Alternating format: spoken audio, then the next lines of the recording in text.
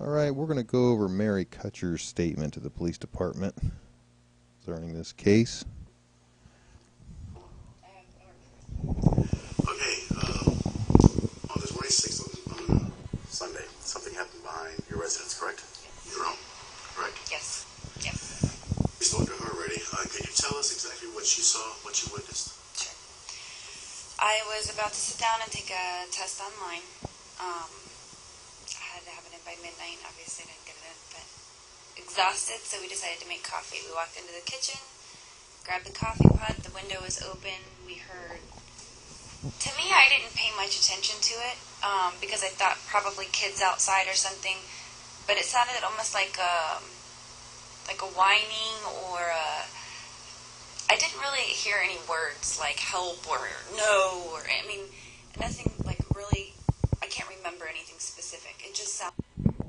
So she doesn't hear any specific noises. She doesn't hear help or anything like that. You know, we've all heard the 911 calls and we've heard the cries for help.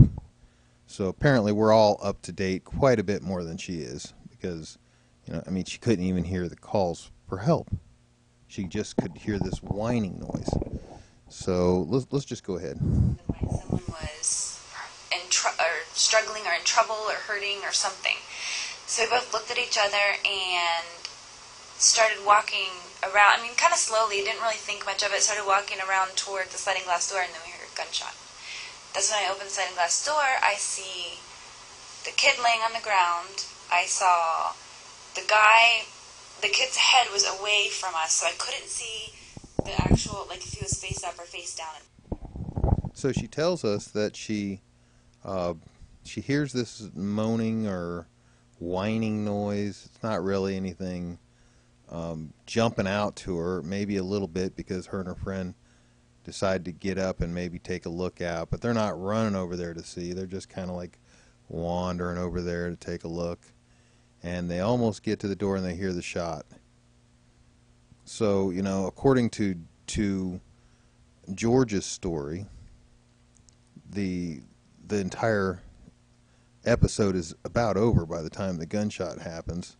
By that time, according to George, Trayvon had surrendered or said, you know, you got me or something like that. George slid out and Trayvon fell face down onto the ground, and George held his arms out, directly out. And this is George's sworn testimony, and it's verified by a lie detector test. So we've got George with a lie detector test, and we've got other witnesses. Well, we're not even going to talk about the other witnesses right now because I'm going to talk about them later in another video. Right now I just want to focus on her, so let's go ahead. That time I couldn't tell. The guy was standing with his feet one on each side of the kid, and he was leaning over him. And at that point, I couldn't tell. Maybe he came and he saw somebody shoot him, and he's here to help or check his pulse, or maybe he's doing CPR. But don't really stand. Basically, what she's saying is, you know, George looks like a rescuer. He comes across as somebody who's there to help. Certainly not a murderer or a killer. Over him like that, doing CPR. So it was a little weird to me. I had asked him, "Everything okay? What's going on?" He didn't respond. I think she asked him 2 times, 3 times. I don't know. Everything happened so quick. Finally, I mean, he looked back and he acknowledged us. He knew we were there, and he just, I think he didn't know what to say, didn't know what to do. But he continued to stand over the body, and he's like, "Call the police." So I walked in, grabbed my phone, stayed out there. So she saw him. I can't say what she saw. She saw him continue to stand over him the way I saw him when I saw. So I said, "Get in here."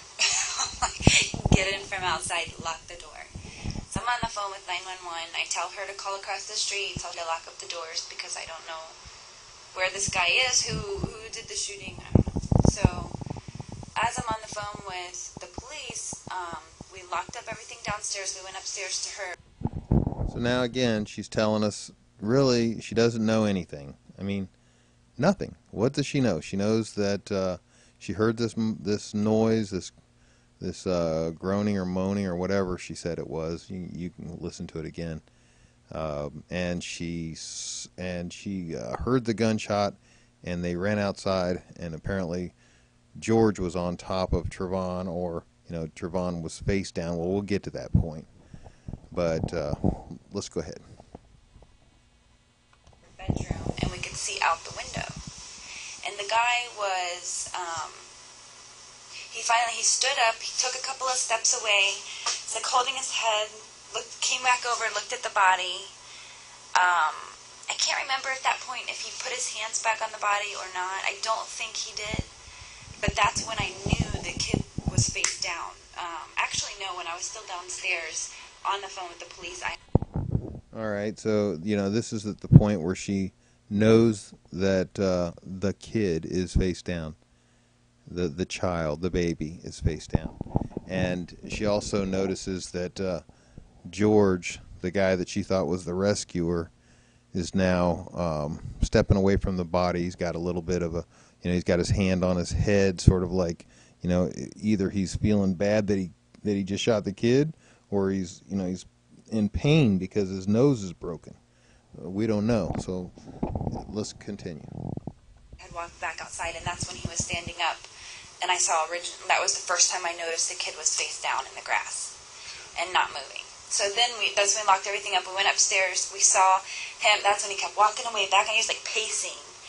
Not really pacing like fast, but take a couple steps, stop, like he had to think, and he was putting together everything. He'd come back over to the body.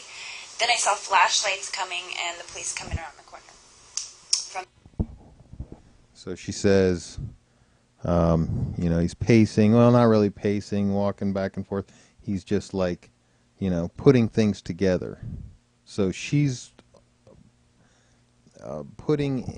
she's making assumptions about what George is thinking at this point. She's already starting to think, he must be coming up with a plan on why he killed this kid.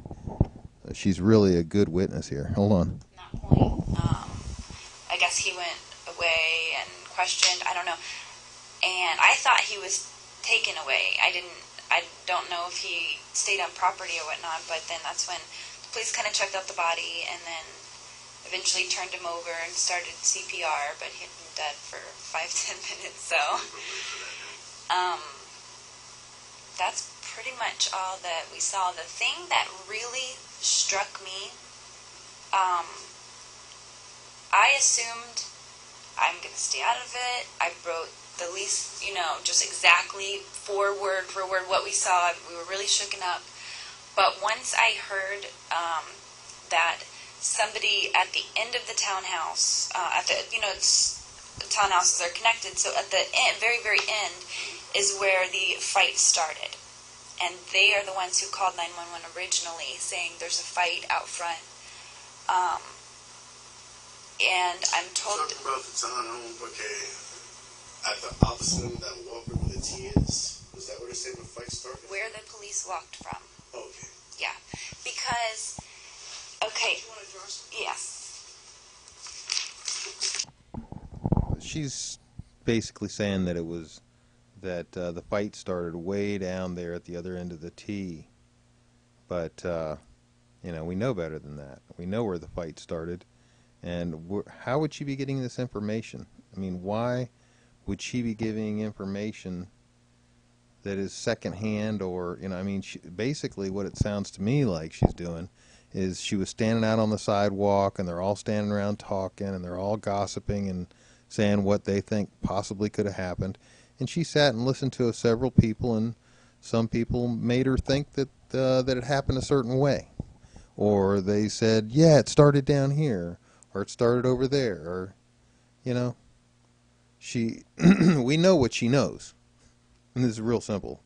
She knows that there was some noises. She knows there was a gunshot. She knows George was on top of Trayvon with Trayvon face down, exactly as George described in his sworn testimony. That's what she knows. So let's go on. Okay, so this is the sidewalk, and then the sidewalk goes, both ways. So there's townhomes all along here, and then there's townhomes all along here. And then our front door is like the fourth one over, I think. So this is where we walked out. This is our porch. The kid was lying here. From what I'm told, this is the people who called 911 first. This is where the fight originated. And we only heard one gunshot, one time going off. I'm told there was two. I have no idea. Again, she was told. We saw him standing over him right here. Body didn't move. As far as I saw, he never moved. The thing that I don't understand is we heard from, this is where our kitchen window is. We were standing right there. We heard whining and it's so hard to explain because there's no specific words, but there was no physical fighting going on. There were no punches being thrown. I mean, I can't say that I didn't see it, but she's adamant there are no punches being thrown. She's adamant. She's sure of it. I mean, she didn't hear George yelling for help. We all heard George yelling for help. She didn't hear that. So now she's adamant that there was no punches going on. There was no fighting going on. George was pretty much having a figment of his imagination. The broken nose, the black eyes, the gashes in the back of the head. These are all figments of his imagination, created 100% by his will.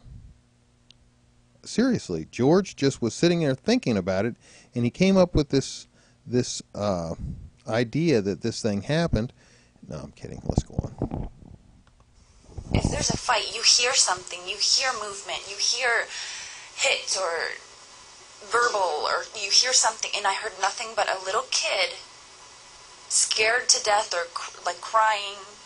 And could you possibly associate that sound with somebody being smothered? Oh, I love it. Now, the investigator, Sereno, is now bringing up something that George said. George told us that he was being smothered. That was, he said right in his sworn testimony, he said Trayvon had one hand on his nose, the other hand on his mouth. So basically what Serrano's trying to say here is maybe what you were hearing was the latter end of the fight where Trayvon's smothering him. You think maybe that could be it. And, that right there shows that at least at this point, the investigators were on George's side. Let's continue. I try to imitate a smothering sound for you, but people get smothered and make different noises, I'm sure. But maybe an attempt to yell. Did you hear any crying for help? Did you hear any screaming? Voice? No, it was more like, I don't. All right, well, she heard no voice. No voice. She heard no yelling for help. And he's very clear. Did you hear any yelling for help? I mean, well, if you didn't hear any yelling for help, and we've got it on tape that there was a lot of yelling for help, pretty much we're going to ignore your testimony. And so she did. She went crazy when they ignored her. They just the cops listened to her and said, you know what? Your testimony's all cool and everything, but you know a whole lot less than everybody else. In fact, most of us know there was yelling. Let's continue. This is almost done here. No, I mean, it's so hard to remember. Everything happened so fast. But I feel in my heart, and I would never do this I wouldn't say this if I really did not honestly believe it. I remember everything happened in my heart, and I would never do. But I feel in my heart, and I would never do this. But I feel in my heart, and I would never do this I wouldn't say this if I really did not honestly believe it. I honestly do believe, I don't know this guy from Adam, and I don't know the kid, so I have nothing to do. I do honestly do feel that he intended for this kid to die. Wow. Wow. So basically she heard some moaning. She heard a gunshot. They came outside. They saw the guy. They assumed he was there helping. You know, in the beginning, it looked like the guy, he was helping. And then later on, she found out he was the shooter. Not right then, apparently, because I don't see how she could have found out unless someone told her. So, you know, now that she knows he's the shooter, suddenly all this has changed. And not because she has any evidence or that she's pointing at anything. She just has a feeling. You know, I really want to go over this. Let me hear it one more time. Voice? No, it was more like, well, Hard to say, you know? Yeah, you know. So fast. But I feel in my heart, and I would never do this to, I mean, I wouldn't say this if I really did not honestly. But I feel in my heart, and I would never do this to, I mean. And I would never do this to, you know what she was about ready to say? I would never do this to anyone. What would she never do to anyone? She'd lie about him or make something up or say something without evidence or without any proof to investigators? Let's see. And I wouldn't say this if I really did not honestly believe it. I honestly do believe, I don't know this guy from Adam, and She doesn't know him. She believes. She doesn't know anything, but she believes. This is really amazing. don't know the kid, so I have nothing to do. I do honestly do feel that he intended for this kid to die. Because there was no struggling going on at that point. If you're self-defense, shoot him in the leg. He's a 17-year-old scrawny little kid. You get into a physical fight with him? So she just admitted it. You know, she's biased. She thinks that he killed the kid on purpose, and her explanation for it, or why she believes that, is because he could have avoided this. There was no struggle. According to her, there was no struggle. None. Let's continue. I didn't even know about the fight, and I immediately, when I see the way he's standing over him, I don't know, it looked like he was pressing down on him, but I can't say. It's dark out there. There's not a lot of lights. But it did look like, kind of like his hands were kind of together. You know, like if you do compressions, but you're standing on the side of them. It kind of looked like that. But I never saw the kid move, so I assumed he was already dead. I have 911 on the phone, but I had to go in and get it. She's telling me his foot moved. I never saw that, so. So her roommate said that she saw Trayvon's foot move. So that agrees with George's story that Trayvon was indeed still moving at the time that he was on his back, trying to make sure that he didn't continue trying to kill George. I can't verify that. But if 911 is called when they're down here, I think the kid got shot there, and I think he was trying to get home, because where the dad was down here in this townhouse. So I think the kid was running for help. It's crazy. That's my opinion. I mean, my opinion's probably not worth much, but. The kid was shot and running. Phone yesterday, stopped the conversation as you jumped out here personally. Who was telling you that they heard two shots? Neighbors.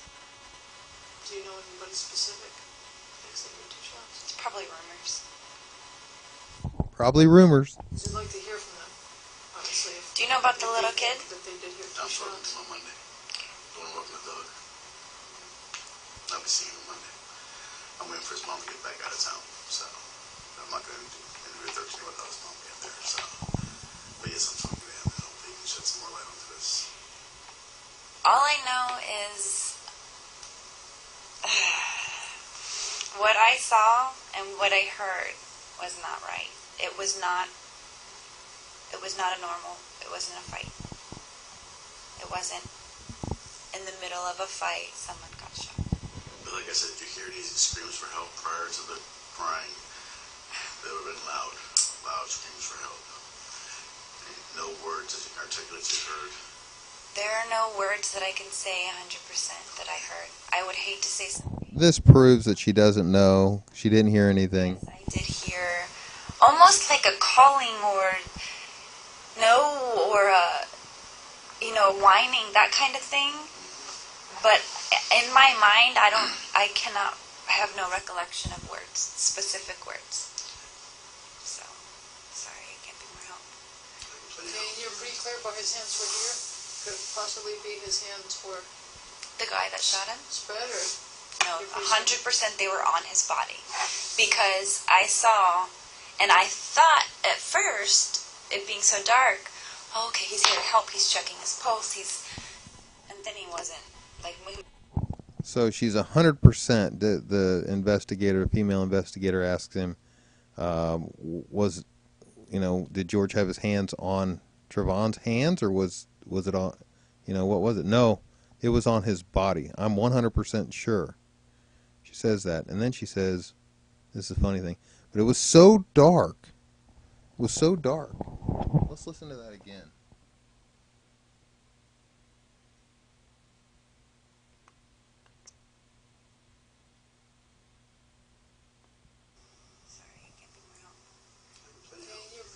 His hands were here? Could it possibly be his hands were the guy that shot him? spread, or? No, 100% they were on his body. Because I saw, and I thought at first, it being so dark, oh, okay, he's here to help, he's checking his pulse, and then he wasn't. Like, he was just standing there, and that's when she's like, everything okay? Everything okay? And he looks at us and doesn't say anything. And I'm like, oh, maybe he's checking his pockets, or maybe he's, so.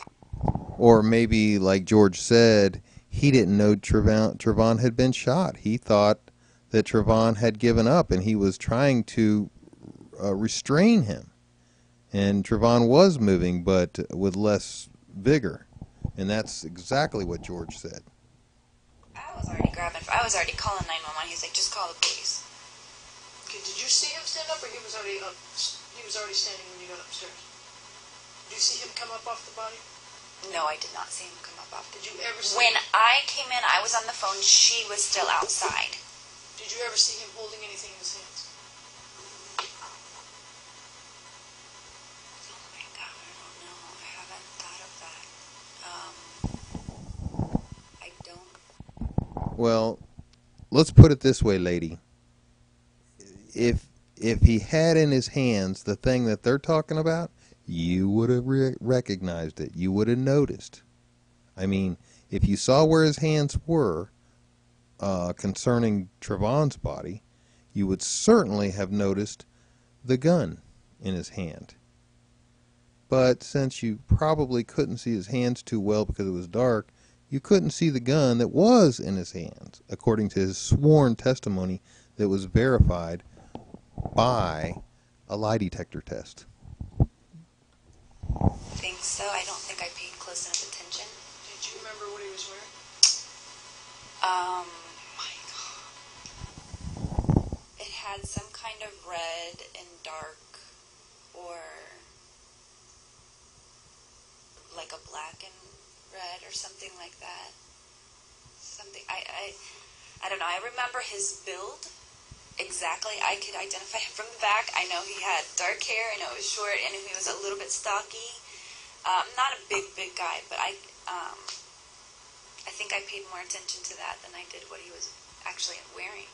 Because in the beginning, I thought he was there to help the guy. I didn't think he was the one who shot him. In my mind, if he shot him, he would be running. Beautiful point. Really good way to end this tape. In my mind, if he shot the guy, he'd be running. Yeah, that's a really good point. If George had planned on killing Trayvon, he wouldn't have stuck around. He probably wouldn't even call the cops. But in her mind, he must have wanted to kill this boy. Just wanted to kill him. So, How quickly from the time you heard the shot do you think you looked outside? seconds. Because we had already heard something going on, like cry for help or cry, not those exact words, because like I said, I don't know what we were hearing. A distress noise. A stress noise. We already heard someone in distress, and at first we were like little kids or something, but we're going to check. And we start walking, so we were already right around the corner, and then gunshot, and then within seconds we were outside. And within that time of us walking, literally right around to the sliding glass door, I mean, the kitchen is here, we walked right here. In that time, the guy was standing over him with his hands on him. Yeah, that's exactly how it works, Bang, the guy slips out and is on top of the other guy. Just that quickly. I was really hoping that this, that she would have in this testimony the stuff about the cries, some other stuff that she said in the police reports, and maybe I'll get an opportunity to find those.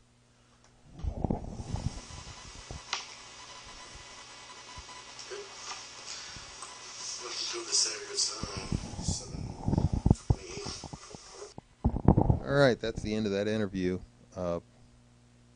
Basically, just to go over her testimony real fast, she said that she came out after the gunshots. She didn't hear any yelling for help. So this is her extent of knowledge, and now I understand perfectly well why the police didn't really spend a lot of time with her or find that she had anything relevant, seeing that she only came out after the shooting, and we've got other witnesses that were there before the shooting. So thanks a lot for listening. Talk to you guys later.